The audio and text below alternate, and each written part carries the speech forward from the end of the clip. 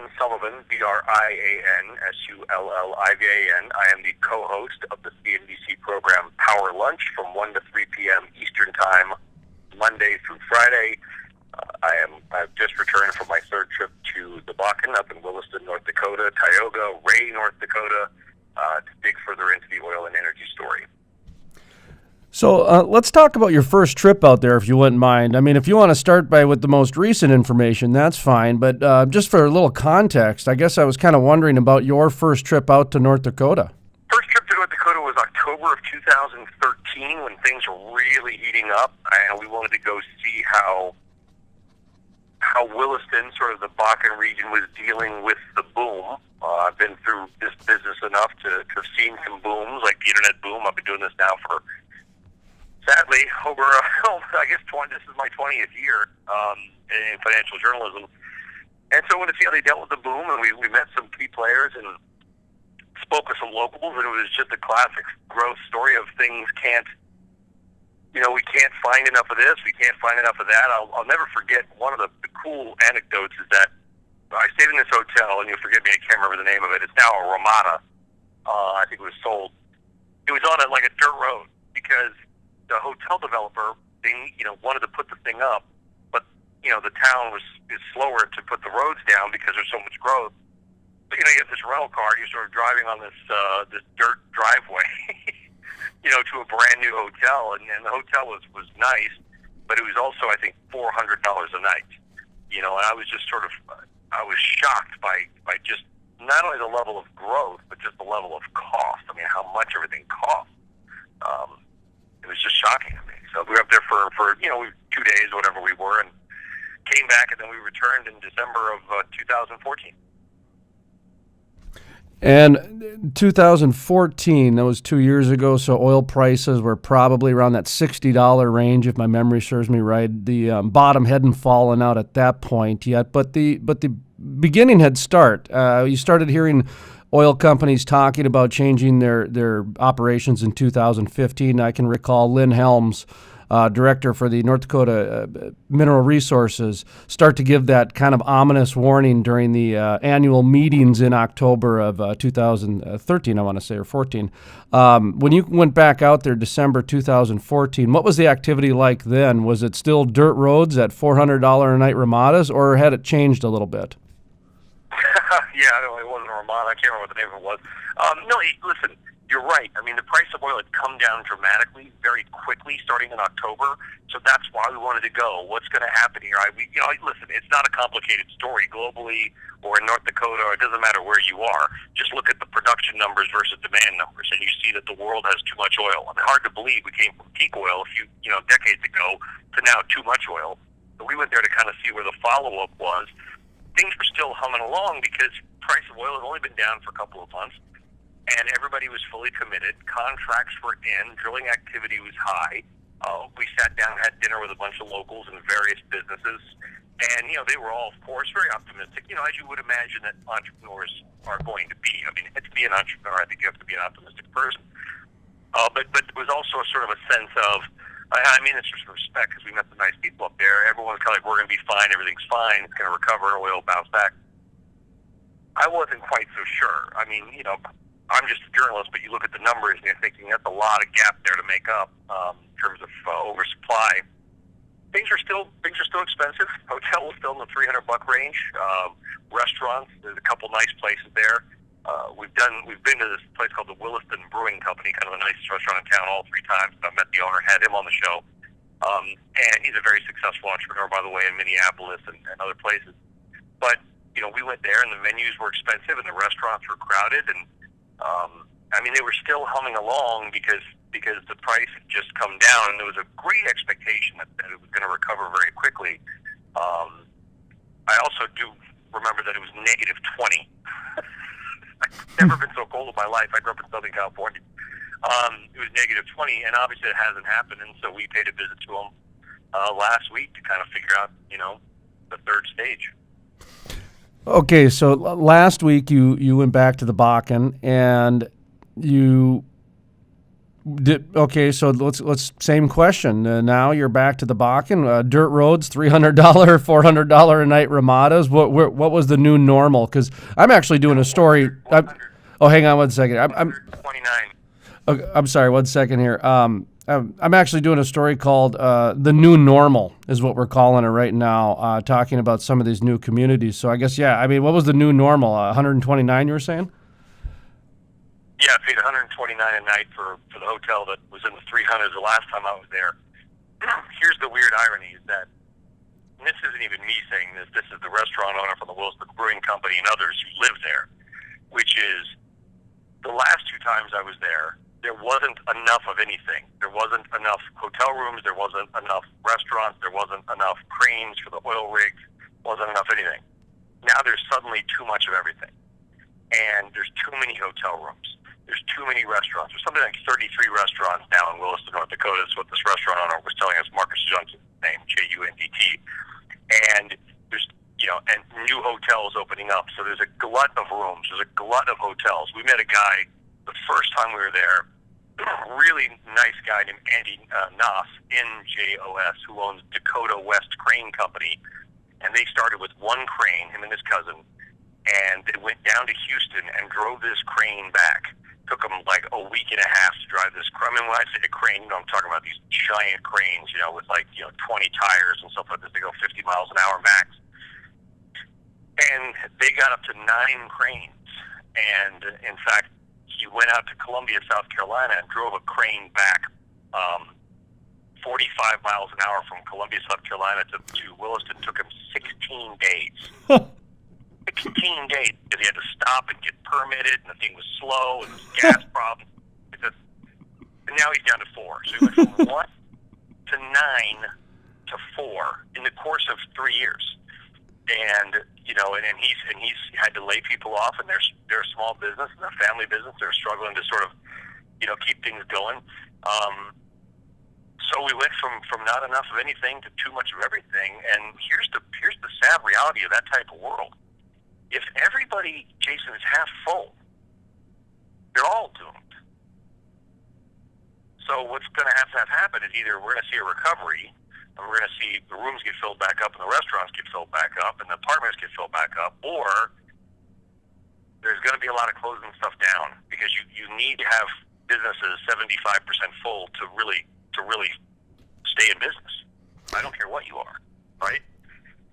You bring up a very interesting point. I was just talking with a real estate commercial broker out of Minneapolis yesterday, and he represents a number of firms out in the Bakken. And what he was talking about was the drop in rents from $3,000 down to $1,000 to $1,500. But not only do you have a drop in rents, but you have a drop in occupancies. So actually, your 75% projection is really more of a 25% projection, and that if you don't start to see some heads in the beds, you're going to start seeing some bankruptcies and possibly some some properties that are going to be for sale, because a lot of these people who own the buildings, they didn't intend to be landlords. Did you see anything along those lines or hear any of those numbers like I just said?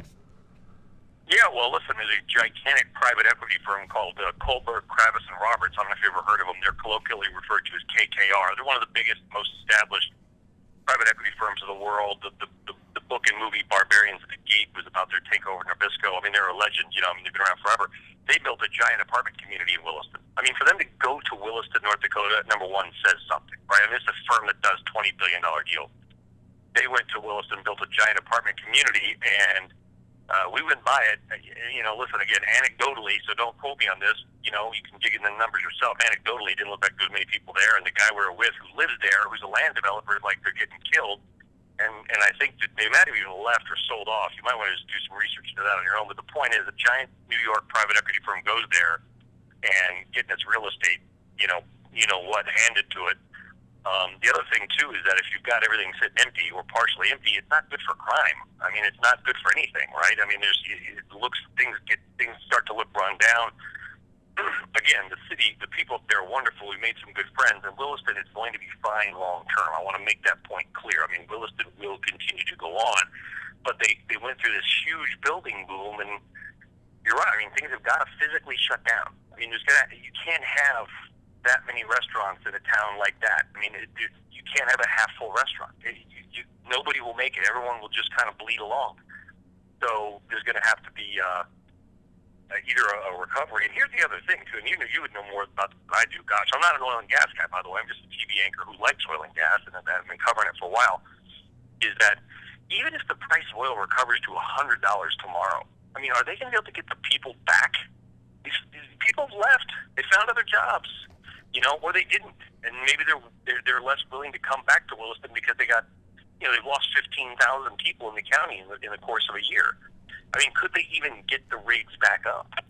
Actually, that's about a 12 to 16 month lag time. I did a story on that, and I asked that specific question, and it was, if oil prices went up to, say, $100 tomorrow, what would we look at for when the rigs would be back? And they said there would be about a 12 to 16 month time window, and that really resonated with me, because what you're saying is right, that some of these places, they got to take a look at their long-term projections here and to say, where are we at today? Because it might not be another year or year and a half until we actually can start seeing some projections that come near what the originals were. How much money do we want to continue to shovel in this, or do we want to cut our losses and move on?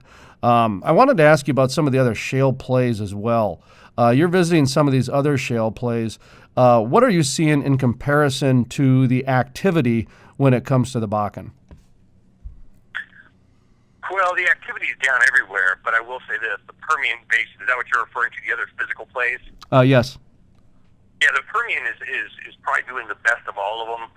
And again, everybody's hurting at this price point, but the Permian is the oldest play. I think the Texas operators kind of, some of them anyway, the Diamondback Energy, the Pioneer Natural Resources of the world, they saw it coming.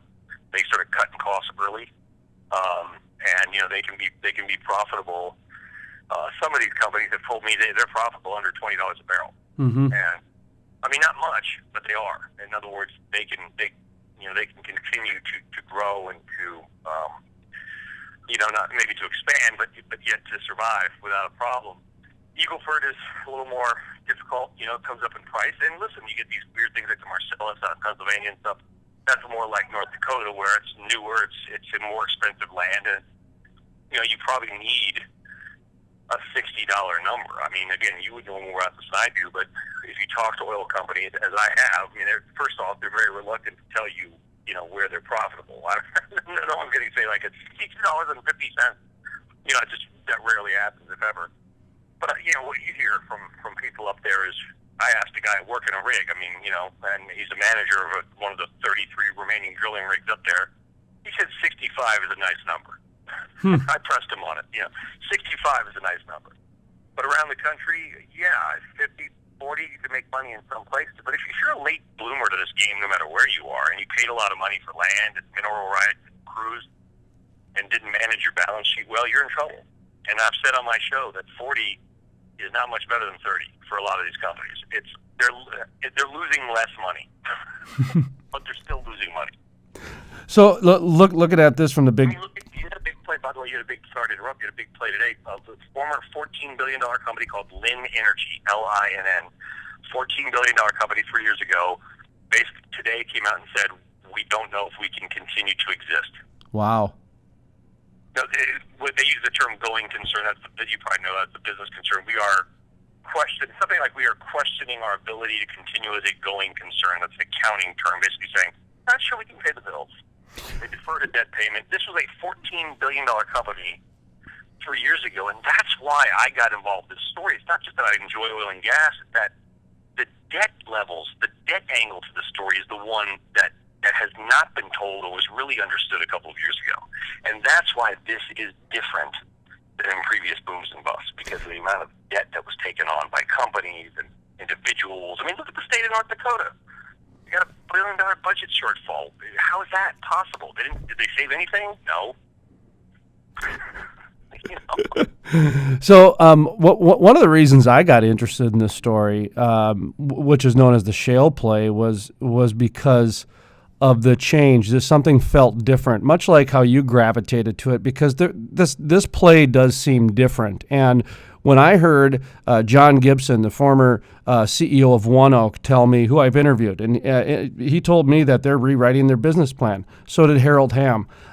James Volker from Whiting alluded to the same thing. When I started hearing these men of that caliber tell me they're rewriting their business plan, the first thing I thought of, in all honesty, was my industry, the media. I've been in the media now for 25 years, and when the internet came around, I had to literally rewrite my whole business plan multiple times because, nobody would pay for it. And then how do you get them to pay for it? And yada, yada, yada. And then you started seeing the Los Angeles Times go out of business because, after 100 years of being a successful company, the internet put them out of business. So to me, that's what the shale revolution kind of reminded me of, is this technology wave that is changing oil and gas to the tune to where the deepest pockets are going to win. And I don't know. I guess, do you got any comments on that, I guess?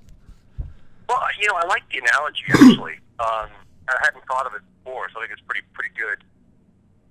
I guess the idea would be this. I mean, it's kind of like, to your point, media, now print or TV, it doesn't really matter. I mean, print ad rate can come down a lot more than I think broadcast, but the point is the same, is that the whole industry's changed, and I feel like with the oil producers, it's kind of like, well, it's just a matter of time before oil recovers and goes higher again.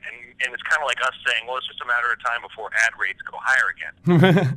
What if they don't? What if they don't? Right. And that you have to operate your company like that. And if they do, great. If they don't, then you're prepared. But you can't assume prices are going to go high. I think we have, recency bias because oil's been above 100 a barrel twice in the last 5 or 6 years. If you go back 40 or 50 years and inflation adjusts, the price of oil is like $40, $45. I mean, that's where oil wants to be. For the 90s, oil did nothing, right? I mean, and so for most of the 90s. And so it's entirely possible that just because oil has collapsed as much as it has, that it's not going to recover. It may not. What if it doesn't? And I think if you're running a company, you have to have, a budget and an operating plan that says, what if oil is at $40 to $45 for the next 5 years? How does XYZ Corporation get through that? And that's what you have to do. And the good news, I guess, is that people are going to learn to operate a lot smarter. And that, if they can operate at 40 to 45, that if we see a turn, that until labor rates go back up, that they're going to be able to make some money and possibly grow. So, but if they don't, you darn well better be able to have your balance sheet in order. And if you took on a lot of debt and can't renegotiate your debt or issue new equity or whatever it is, you're in trouble. That's why I said 40 is not much better than 30 for some companies. How are you doing on time? You got time for one or two more? Or? Yeah. Sure. Okay. I wanted to ask you about the reverse ripple. I did a story called the Bakken Ripple and explained how, Miles City and Billings and Rapid City and Minneapolis were really early successors because of the distribution arteries that were set up, and just some of the, 3M out of Minneapolis made everything just so natural for the Bakken. They were an early victor in the success of the Bakken. Now there's a reverse ripple that's coming through. When it comes to the jobs that have been created, now the jobs that are being eliminated because of this volatility of price. Okay, that's kind of the context behind it. So what do you see, or do you have any comments when it comes to the reverse ripple that oil and gas provides the job market or the American economy?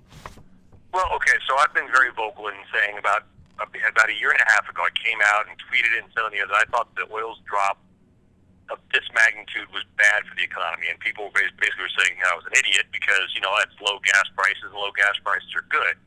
Yes, low gas prices are good, but when you look at all the jobs that have been created in this industry over the last 5 or 6 years, keep in mind, this was the only industry adding jobs during the financial crisis. If you had a high school diploma and wanted a job and you were willing to bust your butt and freeze it off as well, you got in a car and went to Williston from wherever you were, you could make a good living if you worked hard for it. And during the financial crisis, this was the industry that was growing.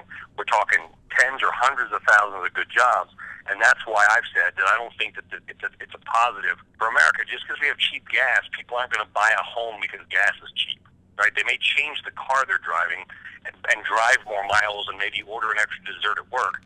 I'm not saying it doesn't matter. It does, but also the hundreds of thousands of jobs that are going to be either lost or have their pay slashed does have a negative effect as well. If you look at the national data, Texas and North Dakota had an outsized impact on the data in America. And you say, oh, things, and that's important psychologically, right? And if you look, so the reverse ripple to your effect is this. If you look at the data now, okay, like we had retail sales data, but if you dug into it, you saw that gas stations were the only one that was down big. And that's because it's based on dollars, and if gas is cheap, they bring in fewer dollars on an absolute basis. So it's now when you look at the monthly jobs numbers, what's the only industry that's losing jobs? Mining, which by the way is the U.S. government puts oil and gas under mining. So it's not going to bring America down. That's not what I'm saying. But it does make the data look weaker, and the data does reinforce psychology.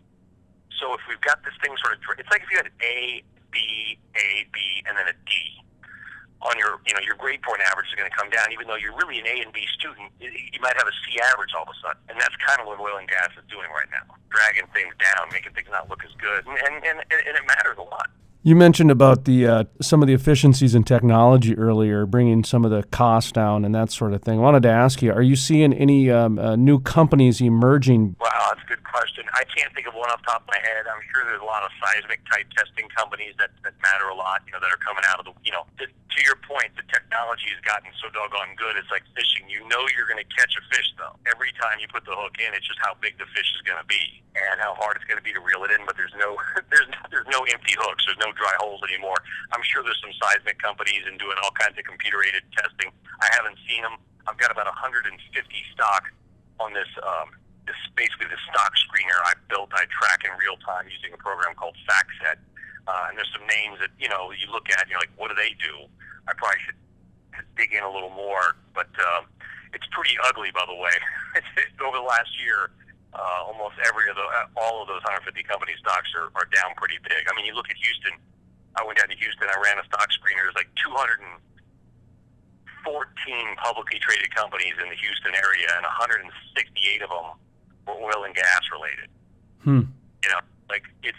Houston is a huge city and it's diversified, but oil and gas is still the blood that pumps through its veins, right? And I think we're going to see this, not just a Williston story. I think it will. If oil stays low for a year or two, you're going to start to see it. Those ripples you talked about, housing, trucking, rail, pipes, all the pipe manufacturers. According to the American Petroleum Institute, there's 300,000 companies that are directly or indirectly involved or benefiting from the oil and gas industry.